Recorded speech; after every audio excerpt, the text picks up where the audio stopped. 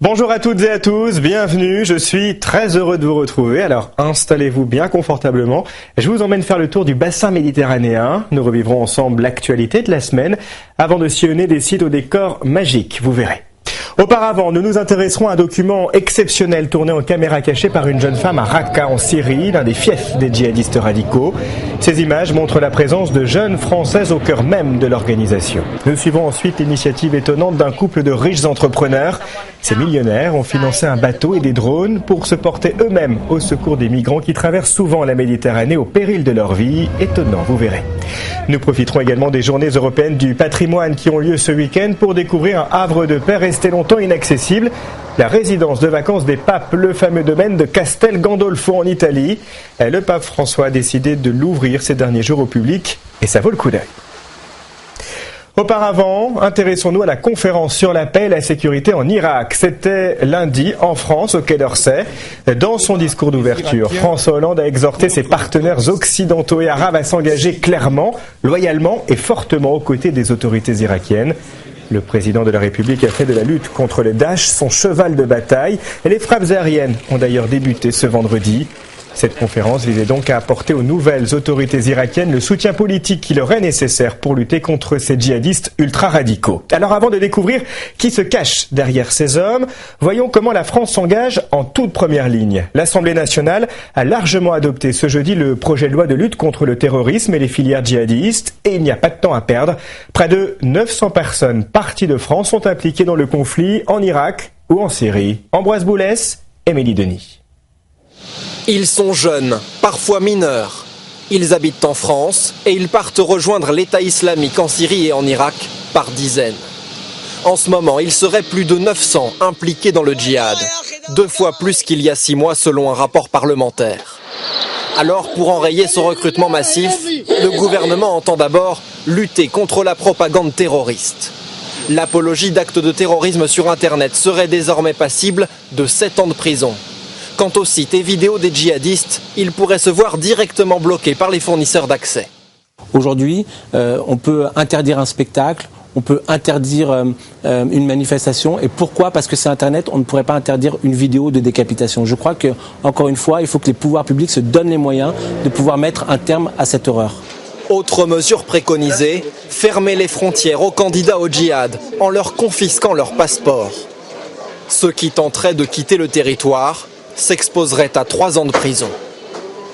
Nouvelle mesure aussi pour combattre les initiatives individuelles, ceux qu'on appelle les loups solitaires comme Mohamed Merah ou Mehdi Nemmouche.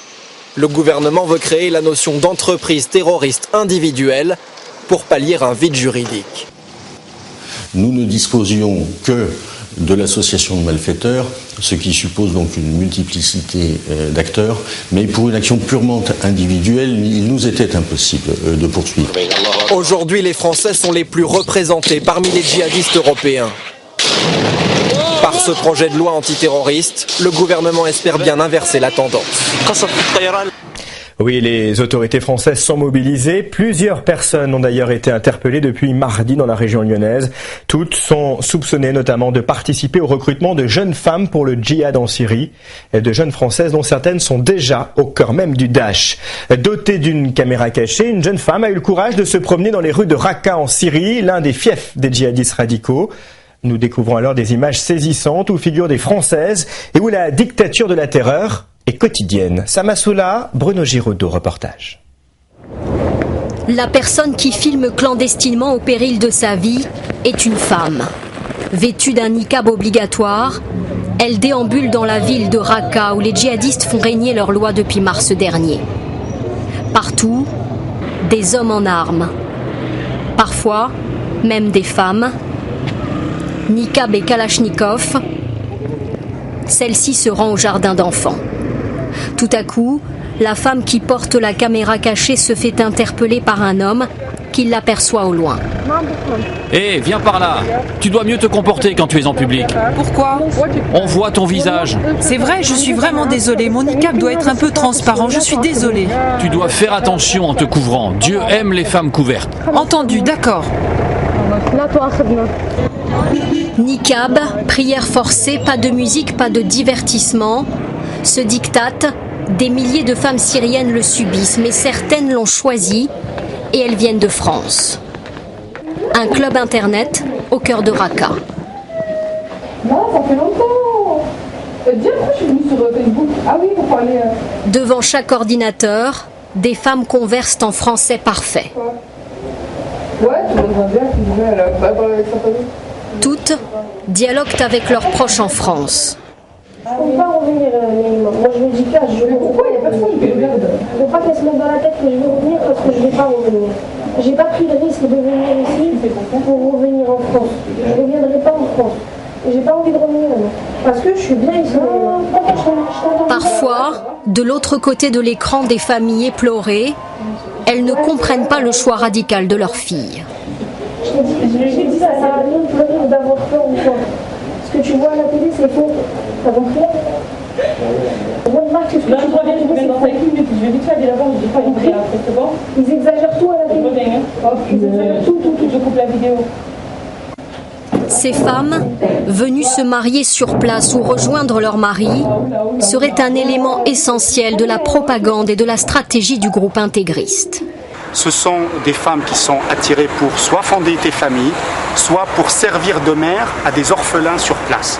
Et ce rôle est tellement valorisé qu'il devient attractif. Environ 150 femmes françaises se trouveraient aujourd'hui en Syrie, aux côtés des différents groupes de combattants islamistes. Et aujourd'hui, les combattants islamiques contrôlent environ 25% de la Syrie et 40% de l'Irak, ce qui représente presque la superficie du Royaume-Uni. Mais la plupart des territoires contrôlés par ces djihadistes radicaux, notamment en Irak, sont désertiques, ce qui réduit son emprise réelle. Une situation qui ne déplaît pas à un homme, Bachar al-Assad. Après 3 ans de guerre civile qui a fait des milliers de morts, le dirigeant syrien tente de se positionner en rempart contre les extrémismes. L'une de ses conseillères n'a d'ailleurs pas hésité cette semaine à proposer que son pays soit associé à la guerre contre les djihadistes. Stéphanie Pérez. Barack Obama et Bachar al-Assad, les deux hommes que tout oppose, luttent désormais contre un ennemi commun, l'État islamique. Et le président américain se trouve dans une position délicate, car en engageant une opération contre les djihadistes radicaux, il pourrait rendre service à Bachar al-Assad. L'État islamique, c'est le groupe le plus solide des opposants au président syrien. Il a gagné du terrain dans le nord-est du pays. Frapper un groupe anti-Bachar, fût-ce un groupe djihadiste, ça ne correspond pas franchement à l'objectif américain et occidental qui est de renverser Bachar. Donc on a deux objectifs qui sont assez difficilement conciliables. Un paradoxe dont tente de profiter le président syrien. Sa stratégie depuis le début, se poser comme le rempart contre le chaos terroriste. Il estime que son pays, son armée, devrait être associé à la coalition contre les djihadistes, comme l'a expliqué à la télévision américaine l'une de ses conseillères. Si on veut combattre le terrorisme, il est très important de s'associer avec ceux qui ont toujours lutté contre les terroristes. Nous avons toujours mené la guerre, non seulement contre l'État islamique, mais aussi contre ces groupes, soi-disant modérés, qui commettent exactement les mêmes crimes. Bachar el-Assad, allié des Occidentaux, hors de question pour Barack Obama.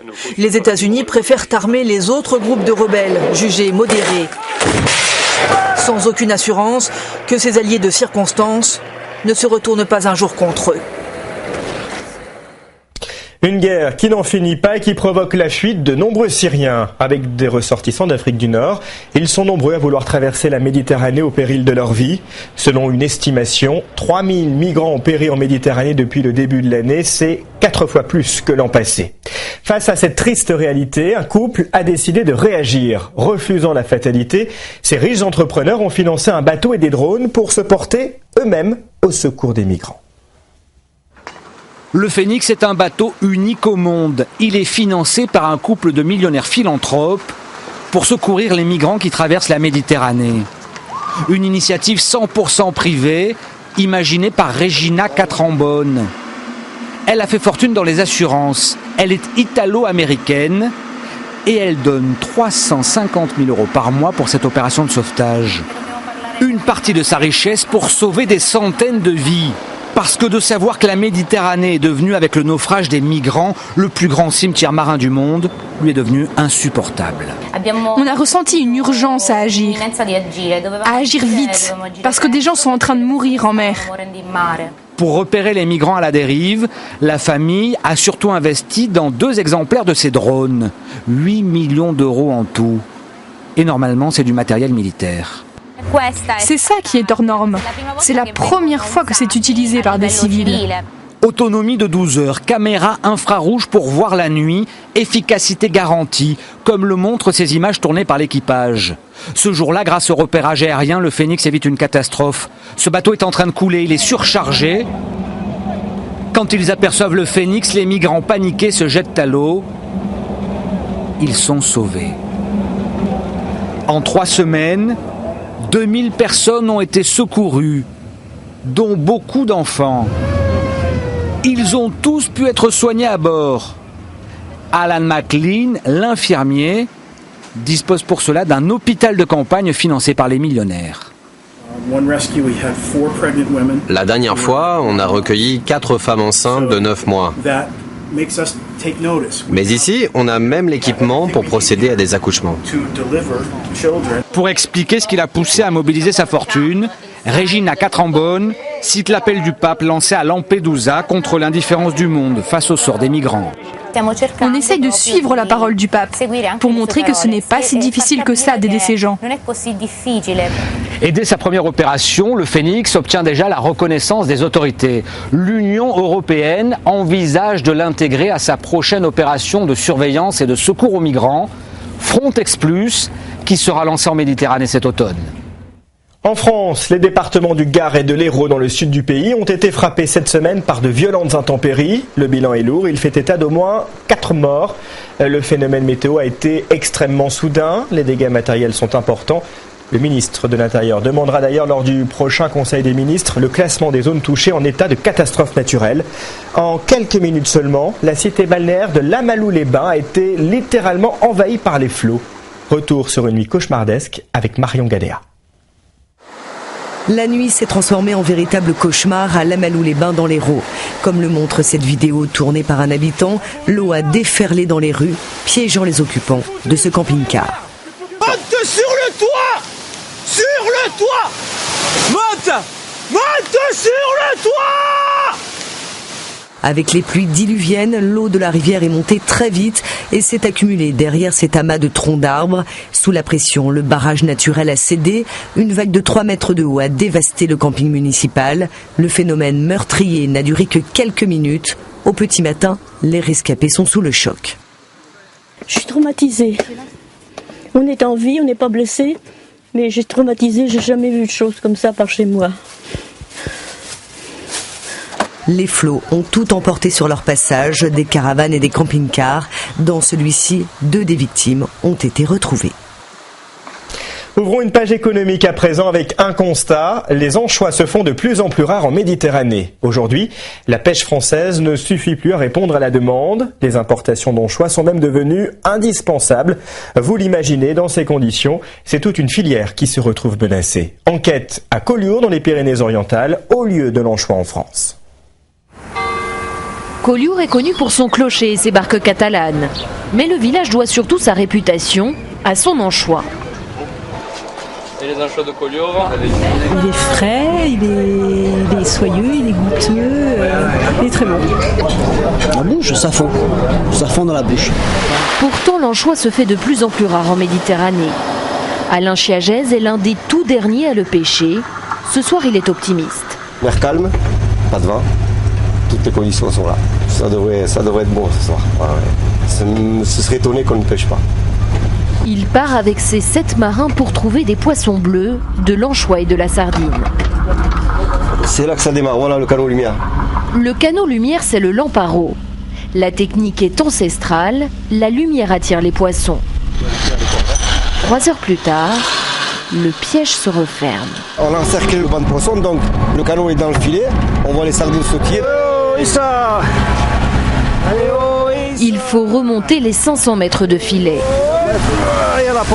Ce soir, la pêche est miraculeuse, mais il s'agit essentiellement de sardines. Il y a très peu d'anchois dans les filets, surtout ils n'ont pas le bon gabarit. Voilà les fameux anchois. On en trouve quand même un petit peu alors encore. L'anchois, oui, mais bon, c'est pas la bonne taille, hein. Pas du tout. Très très très petit, donc c'est invendable, quoi. Après 37 ans de mer, il est désemparé devant la diminution du nombre d'anchois. Il faut attendre et prier que les bonnes choses arrivent. C'est dur. Voilà, ben on aura quand même passé une belle nuit, un beau lever du jour. Hein. À terre, les ateliers de salaison souffrent aussi. Compte tenu du manque de poissons, ils achètent de plus en plus à l'étranger. Pour compléter donc, l'approvisionnement, on fait également appel à l'anchois d'importation Atlantique du Sud, Argentine. Ça c'est l'anchois argentine qui est un peu plus gros, enfin qui est plus gros que l'anchois de Méditerranée. Depuis plus d'un siècle, c'est la préparation de l'anchois qui fait la réputation de Collioure. C'est pas donné à tout le monde de savoir faire ça. Il faut regarder un peu la dextérité qu'il faut, c'est pas évident. Sa production 100 tonnes par an. Il espère pouvoir maintenir son activité. Aujourd'hui, il ne reste plus que 2 ateliers de salaison. Il y a 60 ans, il y en avait 30. Et sachez que vous pouvez réagir à ces reportages, mais également les revoir via notre page Le Journal de la Méditerranée sur les réseaux sociaux. Rejoignons à présent un petit bijou de la Méditerranée, une perle protégée baptisée Porquerolles, une merveille sur Terre, tant la nature est belle sur Terre, mais aussi sous l'eau. Le site nous offre un aquarium à ciel ouvert, de quoi séduire les visiteurs. Embarquement immédiat. C'est une île sauvage, l'une des plus préservées de la Méditerranée. À Porquerolles, pas une voiture, pas un vélo, ici tout se fait à pied. Et à en croire ses visiteurs, le charme opère. C'est un petit paradis, beau temps, nature. Complètement différent de la côte. On vient en vacances depuis 15 ans, c'est formidable là. Venez par là, voilà. Fernando Sandoval connaît les sentiers de l'île par cœur. Ce matin, il emmène ses touristes à la découverte de la flore locale. Sur Porquerolles, on est dans une végétation de type maquis. Et vous avez une des plantes aussi emblématiques du maquis, c'est l'arbousier. Depuis 50 ans, l'île est protégée. Chênes verts et oliviers côtoient ici quelques espèces rares. Pour ce couple venu de Bourgogne, c'est une découverte inattendue. C'est beau, hein? Je suis tout à fait éblouie par ce côté sauvage. Assez grandiose. Espérons qu'il reste aussi protégé aussi longtemps que possible. 30 km de sentiers à couper le souffle, mais il y a plus beau, sous l'eau.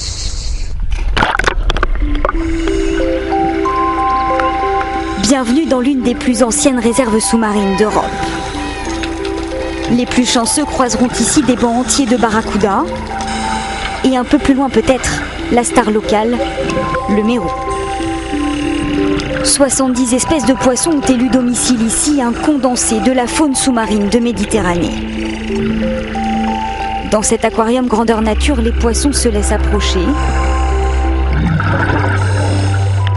L'occasion d'une petite photo souvenir, juste avant la remontée.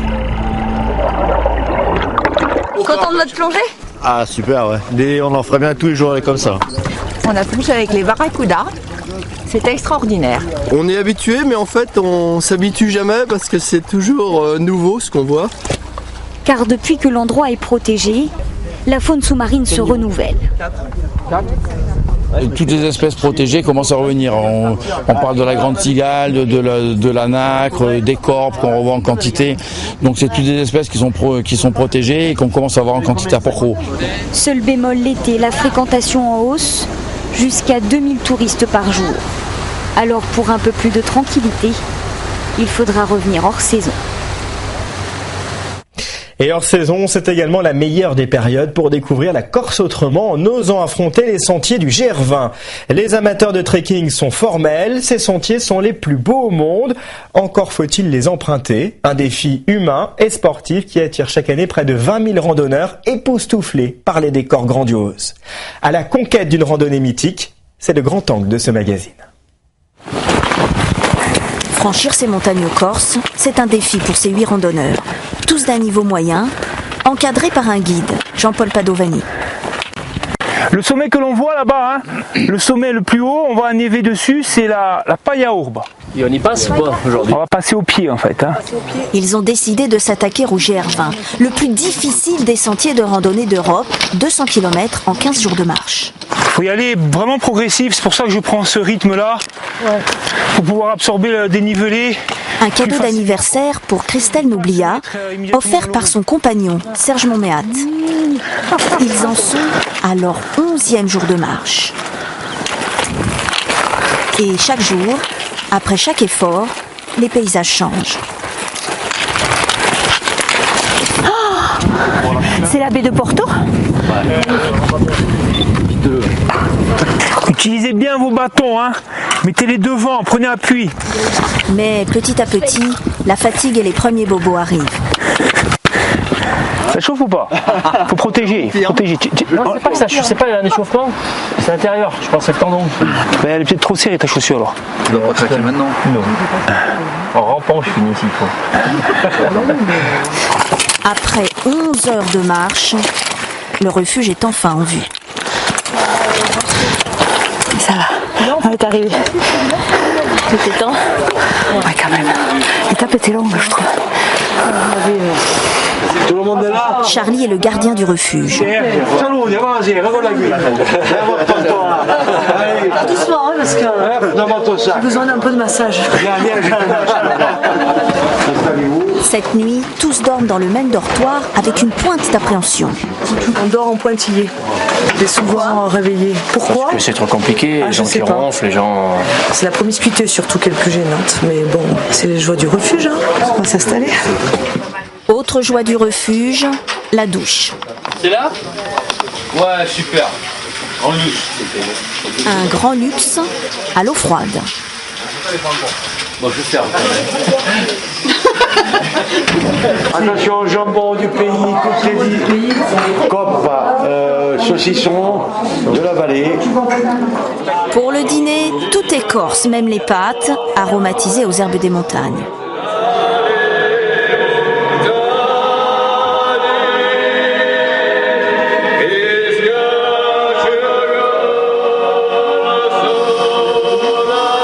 Le lendemain matin, 5h30. Christelle, vous avez dormi? Pas vraiment bien. Trop chaud. Trop de ronflements. C'est pas de bonne humeur aujourd'hui. Et pourtant, la journée la plus difficile, la plus mythique du GR20 les attend. Avec une belle surprise au début. Un groupe de mouflons. Vous les avez vus? C'est la première fois. Ils sont super. Suivi d'une grande appréhension. C'est le cirque de la solitude qu'on appelle chez nous I Gacchettone. Hein. C'est ça le cirque. Ouais. Ah ouais, on va plonger là-dedans et on va aller sortir là-bas. Vous restez pantois, hein? Moi j'ai un petit peu le vertige, je préfère te le dire. Petit peu. Hein. On n'a plus besoin des bâtons, on va utiliser les mains. Dès qu'il y a une chute de bloc éventuelle, il faut se coller contre la paroi. Hein. Ce gouffre, c'est le passage le plus technique du GR20. J'ai peur de basculer. Mais non, ça va, il n'y a pas de vide.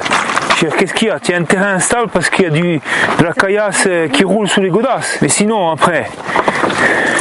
Les choses sont gros, ça va? Tu tiennes bien comme ça, là. Les petits, comme ça. La descente est de plus en plus raide. Il faut maintenant s'aider de chaînes. Utilise la chaîne. Voilà. Allez. Voilà. En plus, je vois pas où je vais, je préfère. Là. Oui. Arrivé en bas, tout le monde est soulagé. C'est super. Toi, t'as aimé, toi, t'as fait plaisir. Et vous, un peu moins? Ah bah moi, pas du tout, moi. C'est pas un peu moi, c'est pas du tout. Pourtant, il faut maintenant ressortir du cirque. Ne colle pas trop, hein.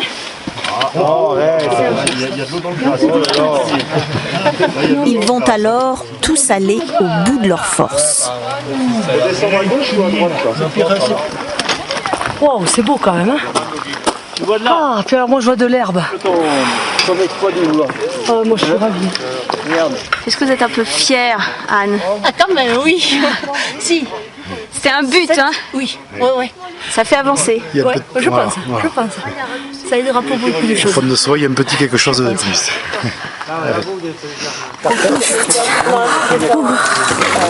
Je croyais jamais y arriver. Christelle et les autres ont réussi leur pari, gagner un peu plus de confiance en eux. Près de 20 000 randonneurs tentent cette aventure chaque année.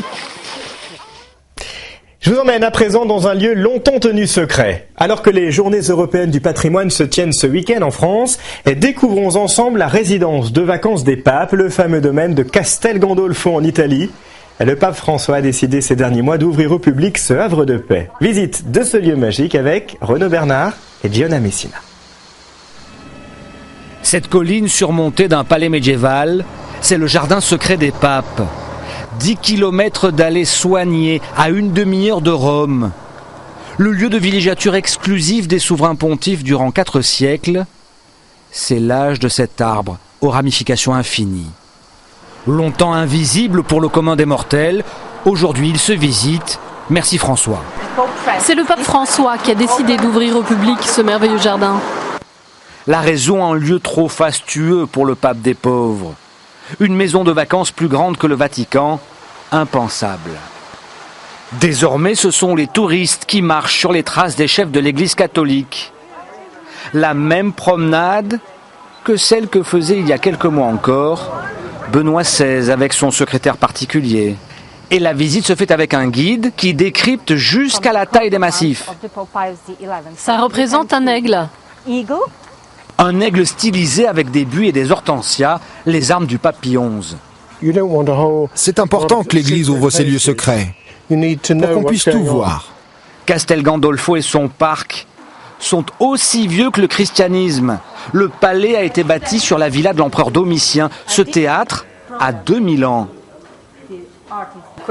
Dans cet endroit, on se promène dans l'histoire.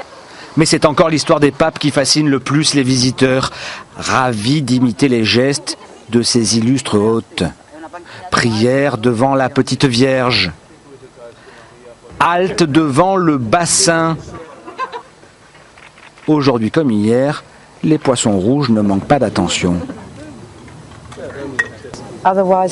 Sans ça, on ne pourrait pas comprendre comment les papes passaient leur temps. Et voici maintenant ce que le public ne voit toujours pas à Castel Gandolfo. La ferme des papes. Veaux, vaches, poules et même des autruches constituent le cheptel pontifical qui permet d'alimenter tous les jours en produits frais la table papale. Tout ce qui est produit ici va dans le garde-manger du pape. Le jardin des papes, un lieu unique, comme ces hibiscus créés aux armes pontificales jaunes et blancs, et que désormais tout un chacun peut admirer. Et on se quitte avec l'image de la semaine et un duo insolite. Voilà bientôt 5 ans que l'ancien guitariste du groupe Noir Désir, Serge Tessoguet, et le peintre brestois Paul Bloas proposent un peu partout dans le monde leur ligne de front. Une performance qui associe peinture et musique en direct devant un public. Ils se sont produits cette semaine à Ramallah, à Naplouse et à Jérusalem. Merci de votre attention. À la semaine prochaine, ici même.